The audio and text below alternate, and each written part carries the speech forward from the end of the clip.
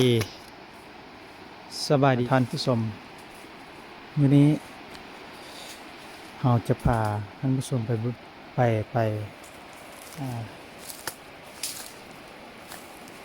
เอาปลาเนาะปลาอยู่น้ำคลองไปเบิ่งปลาว่ะเพราะว่าพวกเรา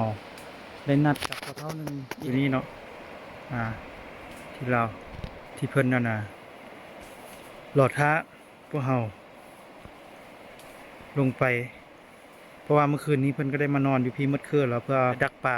หลอดท้าพวกเราเนาะฉันแล้วเราก็ลงไปเพิ่นกันเลยเนาะว่าสิได้ป่าบ่เพราะว่าช่วงนี้มีชาวบ้านบอกว่าป่าขึ้นว่าซั่นป่าน้อยขึ้นฉันเราจะไปเบิ่งว่าเพิ่นสิได้ป่าตัวจริงสำไหนเนาะไปกันเลยกับรับป่าแซ่บเด้นี่ ครับหรือว่าแก้วกับลาป้ามันออกเบิ่งรสชาติเป็นยังไงวะ ฟาดตรงนี้กับลาป้าออกส้มๆฟัดๆเนาะคล้ายๆคือผักสะเม็กน่ะ ลื่น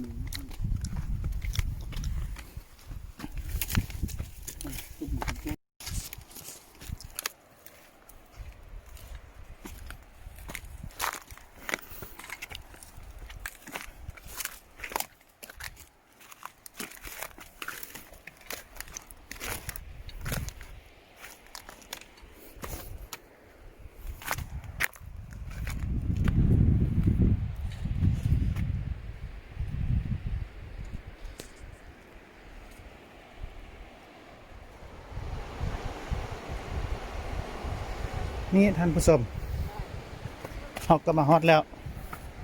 ฮอดปลาเท่านั้นละสิเบิ่งว่าคนสิได้ป่าบ่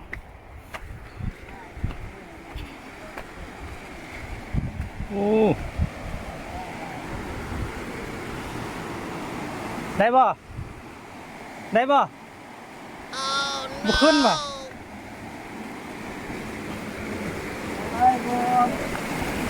ฮะ แล้วมันย่ามมัน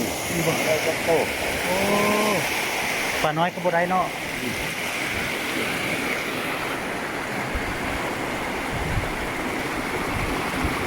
มื้อนี้ก็โอ้ปลาบ่ขึ้น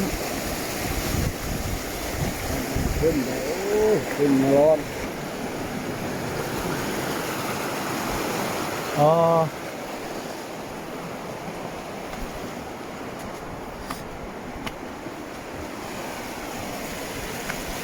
นี่ในป่า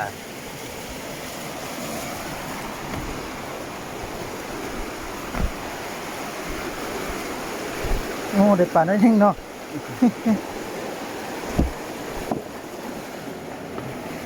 ป่านี้ว่ามันป่าขึ้นนะตัวนี้เนาะกันได้ซ้ำนี้หมดคักโอเนาะโอ้นี่ท่านผู้ชม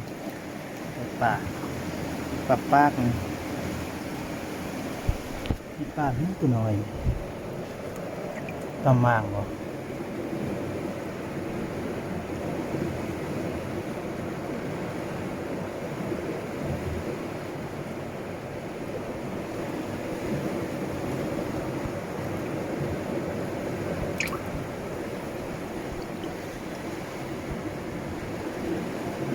ตำมางน้อย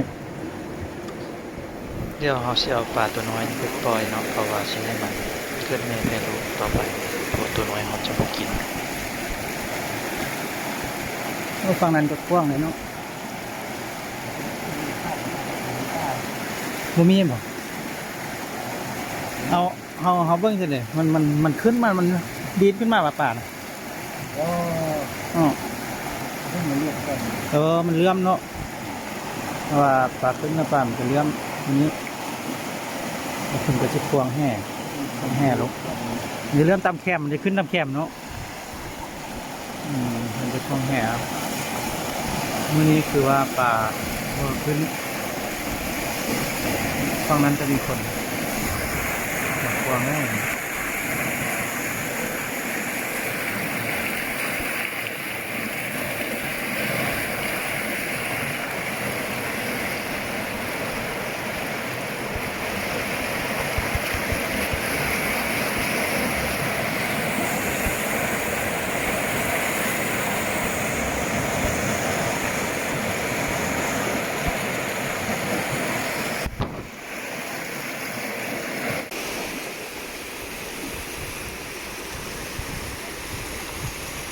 วิวคนงามพี่น้อง